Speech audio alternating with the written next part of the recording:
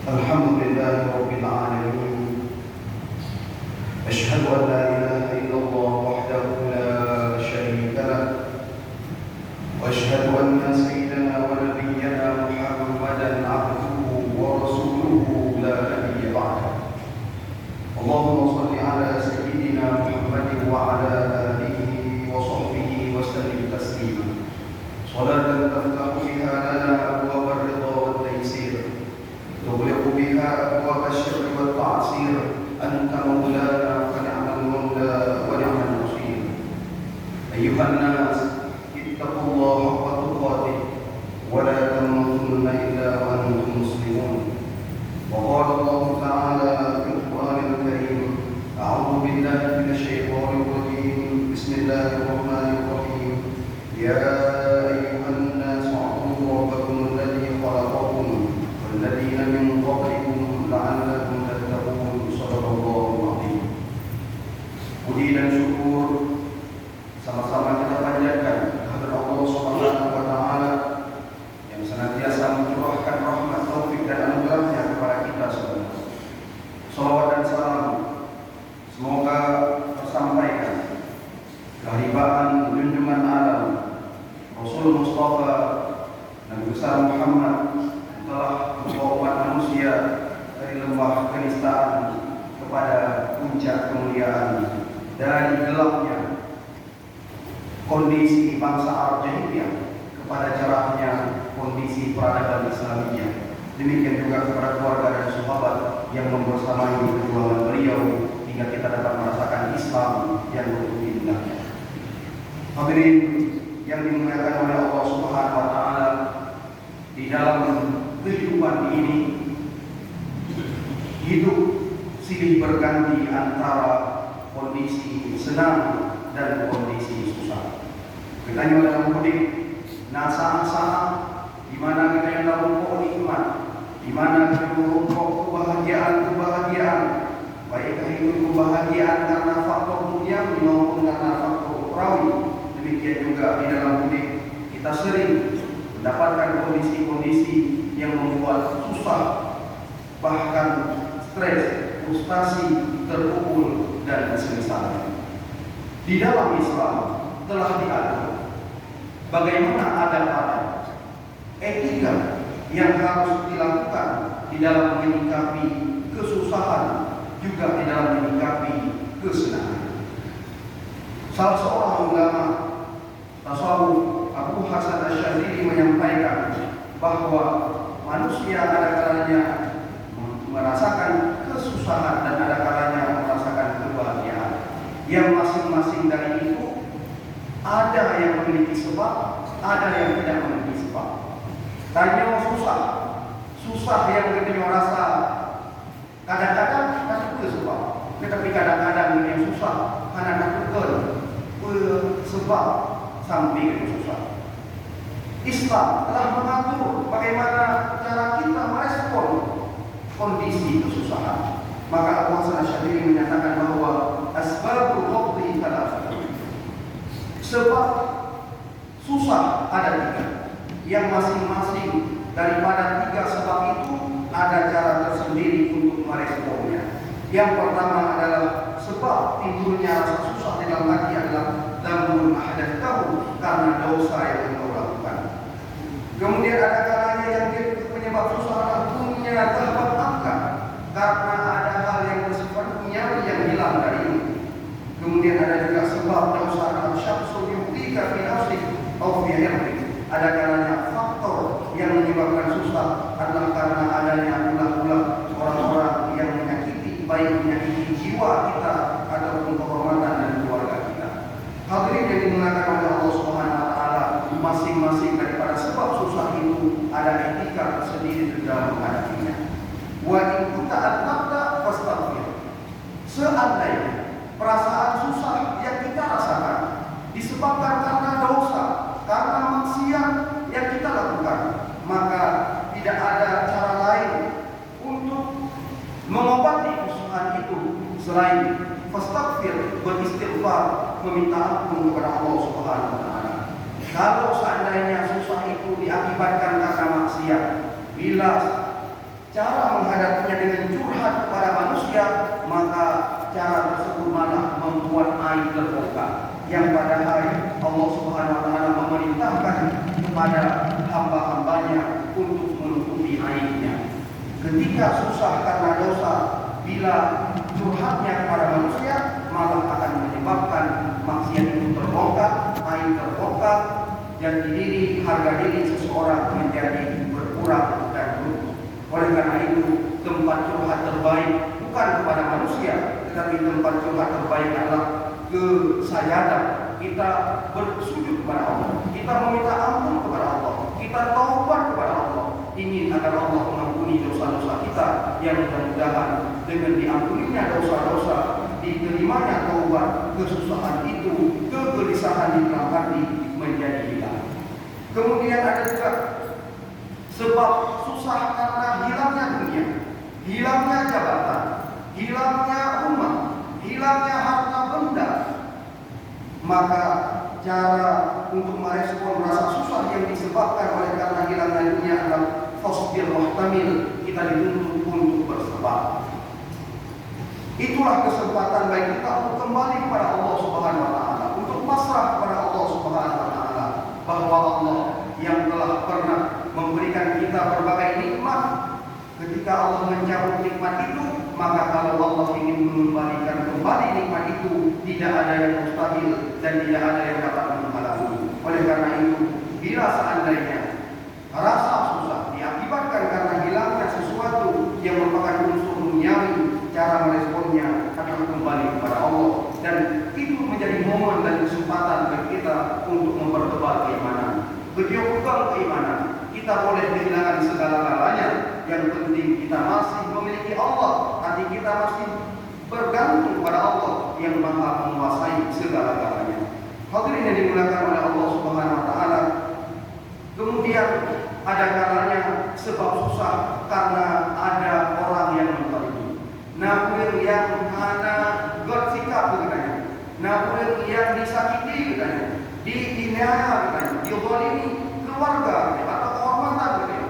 Maka cara meresponnya adalah dengan kita bersabar dan dengan kita mengingat bahwa seandainya di dalam merespon suatu sikap kezaliman salah cara, beliau pun bijak di dalam menyikapi kezaliman pihak lain, maka bisa jadi kesalahan di dalam merespon kezaliman malah memunculkan dua kezaliman. Yang pertama kezaliman dari orang lain, kemudian yang kedua kezaliman akibat salahnya sikap kita sendiri di dalam merespon kezaliman. Maka cara terbaik adalah yang pertama sekali menyikapinya dengan bersabar. Kemudian dengan bersabar bisa jadi Allah Subhanahu wa taala akan lapang dada kita. Allah Subhanahu wa taala akan memberikan cahaya di dalam dada dan jiwa kita, di samping bersabar, di samping mau memaafkan orang yang melakukan kezaliman. Bahkan bisa jadi dengan berkah kesabaran Allah akan mengilhamkan jiwa kita untuk mau mendoakan kebaikan kepada orang-orang yang pernah menzalimi kita, sebagaimana yang dilakukan oleh Rasulullah SAW di dalam perjuangan dakwah beliau ketika Rasul baru saja ditinggalkan oleh istrinya Siti Khadijah, ditinggalkan oleh pamannya Abu Thalib, orang yang benar-benar mengawal Rasulullah, orang yang benar-benar menjaga perjuangan Rasulullah, ulun yang dam itu yang tujuh Rasulullah. Kemudian setelah meninggalnya Siti Khadijah, meninggalnya paman beliau Abu Thalib, ulun Makkah yang berkorban anak-anak kehe untuk menzalimi Rasulullah, sekarang mereka begitu berani. Maka Rasulullah ingin mencari perlindungan ke Taif, akan tetapi apa yang Rasulullah dapatkan saat Rasulullah pergi ke Taif, niatnya ingin mencari perlindungan, mencari suaka, malah beliau dilempar, dikirim budak-budak hamba sahaya, anak-anak kecil dan orang gila untuk melempari Rasulullah dengan batu, dengan kotoran, sehingga diriwayatkan pada ketika itu sampai kaki Rasulullah berdarah. Akan tetapi apa respon Rasulullah para hadirin? Rasul malah mendoakan kebaikan kepada penduduk Taif. Rasul berdoa, Allahumma hdi qaumi fa innahum la ya'lamun. Ya Allah, berikan hidayah kepada kaumku karena mereka tidak mengetahuinya. Dengan berkah bersabar, Allah akan mengilhamkan sikap yang luar biasa, yaitu mampu memaklumi, mampu membayangkan bahwa bisa jadi orang itu melakukan kezaliman karena belum memahaminya, sehingga kita berdoa kebaikan kepada mereka. Dan inilah sikap kalangan as-siddiqin, orang-orang yang memiliki derajat khusus dan tempat tertinggi di sisi Allah Subhanahu wa taala. Hadirin yang dimuliakan oleh Allah Subhanahu wa taala, heboh cara bunuh adalah untuk menyikapi dosa yang nasibah, susah yang nasibah, susah karena dosa, solusinya istighfar dan taubat kepada Allah. Susah karena gadah sesuatu yang bersifat duniawi, farqi ila rabbik, maka solusinya adalah pasrah kembali kepada Allah Subhanahu wa taala, bergantung kepada Allah. Dan kemudian jika seandainya susah karena ada orang-orang yang berbuat zalim, solusinya adalah bersabar dan merespon dengan cara terbaik, bahkan kalau memungkinkan mendoakan kebaikan dan bersikap bersabar kepada orang tersebut. Hadirin yang dimuliakan oleh Allah Subhanahu wa taala, kemudian ada kalanya susah tidak diketahui sebabnya. Kadang-kadang yang susah pikiran banget, ribut, gelisah, tetapi pangkat makin susah, ada sebab. Maka juga ada cara dalam meresponnya. Abu Hasan Asy'ari menyampaikan, wa illa bi'illah subhanahu wa ta'ala an-sabil qatri fasqun tahta jaryalil aqdar wa innaha sahabah sarabah. Kalau seandainya perasaan susah itu tidak diketahui sebabnya, maka solusinya adalah fasqun tahta jaryalil aqdar. Kita diperintahkan untuk tenang melewati ketetapan takdir yang telah Allah tetapkan, karena sesungguhnya takdir itu berlalu bagaikan awan yang berjalan dengan begitu cepat. Di dalam merespon susah yang tidak diketahui sebab, maka kita dituntut untuk tidak terlalu memikirkannya. Ibarat burung yang melewati malam. Kalau seandainya orang melewati malam dengan senang hati, bahkan menikmati gelapnya malam, dengan memandang indahnya langit dengan bintang, bulan dan sebagainya, maka malam akan berlalu begitu cepat dan tanpa disadari siang sudah menyengsara. Akan tetapi para hadirin yang dimuliakan oleh Allah Subhanahu wa taala, seandainya kita terlalu merespon, memikirkan kesusahan, bahkan kesusahan itu kadang-kadang akan menyebabkan malapetaka, hingga leuweung yang kadang-kadang sakit bukan gara-gara penyakit medis yang dalam tubuh, tapi sakit gara-gara tidak mampu memanage pikiran di dalam menghadapi masalah. Sakit gara-gara susah penyakit, gara-garanya ditambah sakit. Maka kadang-kadang di dalam terapi medis untuk menyembuhkan rasa sakit, kadang-kadang ada lewat pengobatan untuk membangun kesadaran, menjaga alam pikiran agar katanya tidak terlalu larut dalam susah yang mana menyebabkan permasalahan makin rumit dan makin menjadi-jadi. Hadirin yang dimuliakan oleh Allah Subhanahu wa taala, selain kondisi susah, kemudian juga ada kondisi senang. Sebagaimana susah ada yang ada sebab, ada yang tidak diketahui sebab, senang juga demikian. Abu Hasan Asy'ari menyampaikan bahwa secara umum rasa senang itu sebabnya kembali kepada 3 perkara. Yang pertama adalah ziyadatut tha'ah, rasa senang di dalam hati karena bertambahnya ketaatan kepada Allah Subhanahu wa taala, karena bertambahnya pemberian Allah berupa ilmu, berupa ma'rifah, ada hal baru yang kita pahami, ada wawasan baru yang kita pahami. Kemudian ada juga rasa senang yang disebabkan oleh ziyadatut dunya, karena adanya penambahan sesuatu yang bersifat dunia, bedanya karena harta, karena jabatan yang kaik bangun rumah, sukses di pula anak, tapi kawin anak, memiliki relasi yang banyak, jejaring yang banyak, maka itu termasuk bentuk-bentuk kebahagiaan yang kembali kepada sebab yang kedua, yaitu ziyadah dunia. Kemudian ada juga sebab yang ketiga yang mendatangkan kebahagiaan, yaitu adanya pujian dari manusia, madahun nas, ada sanjungan dari manusia, ada apresiasi, ada sambutan yang baik, ulama beliau dimuliakan, diminta untuk didoakan, dicium tangannya, diberikan penghormatan di dalam masyarakat. Maka sebab-sebab yang model-model seperti ini kembali kepada sebab yang ketiga. Masing-masing sebab kebahagiaan ini punya adab tersendiri di dalam responnya. Yang pertama, kalau seandainya rasa senang itu disebabkan karena bertambahnya ketaatan, karena bertambahnya ilmu, maka yang diperintahkan kepada kita adalah kita sadar bahwa yang memberikan nikmat itu adalah Allah. Kita sadar bahwa yang membuat kita mampu beribadah adalah karena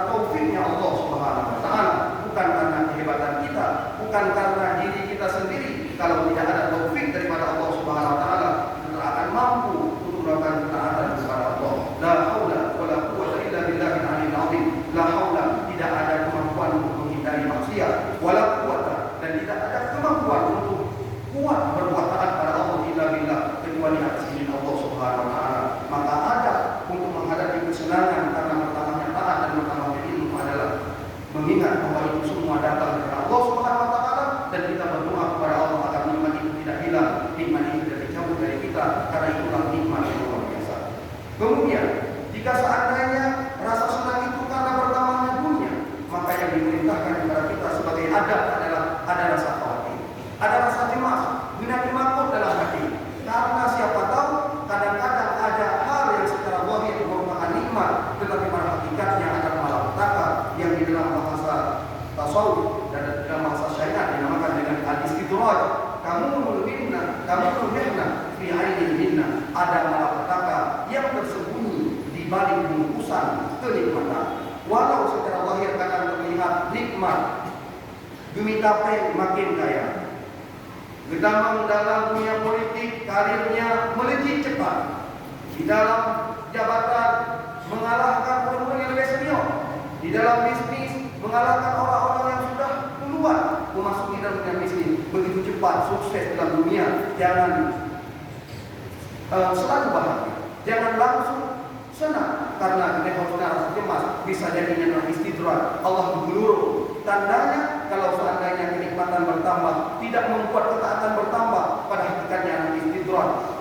Allah mengeluru, Allah biarkan karena ingin dianggap pada suatu ketika di hari akhirat nanti. Oleh karena itu, jangan berbangga dengan bertambah kenikmatan. Seandainya pertambahan kenikmatan yang bersifat duniawi tidak dibarengi dengan pertambahan kualitas dan kuantitas ketaatan kita kepada Allah Subhanahu wa taala.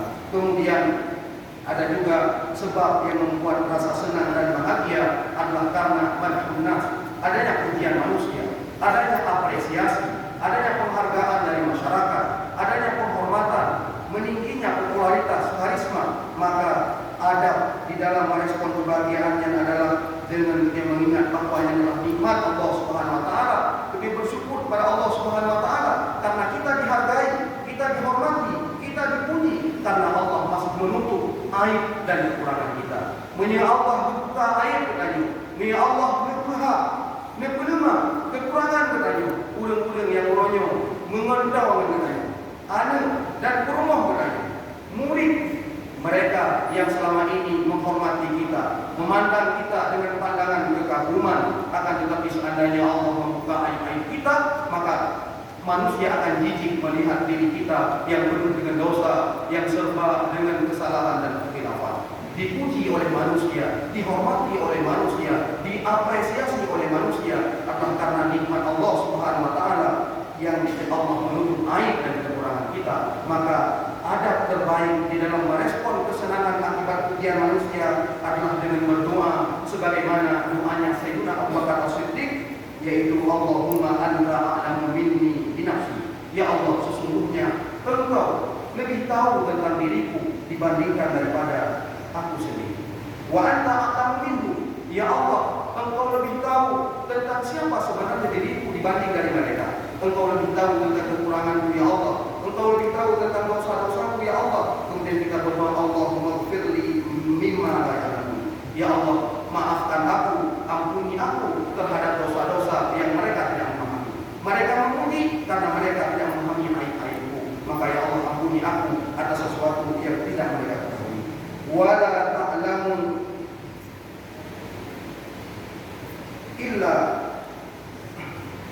Allahumma anta a'lamu minni bi nafsi wa anta a'lamu minhu. Allahumma ighfirli mimma la ya'lamun wa la ta'khudni mimma ya'lamun. Ya Allah, jangan sampai Engkau mengadab aku karena akibat apa yang mereka ucapkan. Jangan sampai Engkau mengadab aku karena akibat pujian yang mereka sampaikan.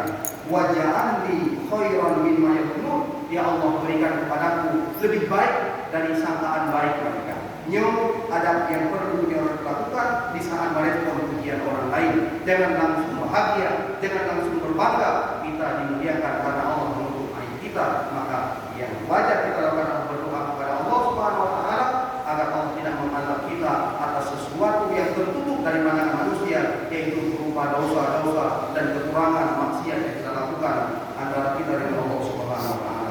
Hadirin yang dimuliakan oleh Allah Subhanahu wa taala, kemudian senang ada kalanya tanpa diketahui sebabnya, maka adab terbaik di dalam menghadapinya adalah dengan cara kita tidak jumawa, tidak bangga dan tidak menjadikan sebagai pembenaran atas sikap-sikap yang selama ini mungkin salah kita lakukan. PKP gara-gara benar, gara-gara hanya keadil ke Allah, gara-gara hanya kebaikan ke Allah, dijadikan pembenaran, seakan-akan kita manusia hebat, seakan-akan kita manusia sempurna, seakan-akan kita sudah dijamin sebagai ahli surga. Firaun salah satu sebab bukan mengaku doa Tuhan karena terlena dengan nikmat. Di dalam kitab Syarah Hikam karangan Ibnu Aibat Ar-Randi disampaikan bahwa ada ulama yang menyampaikan di antara faktor yang menyebabkan Firaun terlaknat termurka karena Firaun selama 400 tahun tidak pernah sakit. Tulul afiyah, terlalu lama sehat, bahkan juga jangankan sakit berat. Firaun muncul detak jantung karena ketakutan dan pernah muncul demam atau pernah muncul sakit perut dan pernah Firaun tertumpul hudib tenang nikmat sehingga terlena dengan nikmat, akhirnya terbuai dengan nikmat, jimawa dan aku sombong kepada Allah Subhanahu Wa Taala. Akhirnya nikmat itulah yang menjadi faktor yang menjerumuskan Firaun kepada kebinasaan. Hadirin yang dimuliakan oleh Allah Subhanahu Wa Taala, marilah kita yang sebagai umat Islam, sebagai hamba Allah Subhanahu Wa Taala di dalam menyikapi kondisi dalam kehidupan, baik itu senang maupun susah, marilah kita menghadap pada Islam supaya nikmat yang diberi oleh Allah Subhanahu Wa Taala ataupun musibah yang Allah beri oleh Allah Subhanahu Wa Taala menambah ketaatan, menambah keimanan dan menambah ibadah kepada Allah Subhanahu Wa Taala. Amin. Alhamdulillah rabbil alamin. Asyhadu an la ilaha illallah wahdahu la syarika lah. وأشهد أن سيدنا ونبينا محمدا عبده ورسوله لا نبي بعده. اللهم صل على سيدنا محمد وعلى آله وصحبه وسلم تسليما. صلاة تفتح بها لنا أبواب الرضا والتيسير وتغلق بها أبواب الشر والتعسير. أنت مولانا فنعم المولى ونعم النصير. أيها الناس اتقوا الله حق تقاته ولا تموتن إلا وأنتم مسلمون. وقال الله تعالى في القرآن الكريم: أعوذ بالله من الشيطان الرجيم. بسم الله الرحمن الرحيم. والعصر إن الإنسان لفي خسر إلا الذين آمنوا وعملوا الصالحات وتواصوا بالحق وتواصوا بالصبر. بارك الله لي ولكم في القرآن الكريم ونفعني وإياكم بما فيه من الآيات والذكر الحكيم وتقبل مني ومنكم تلاوته إنه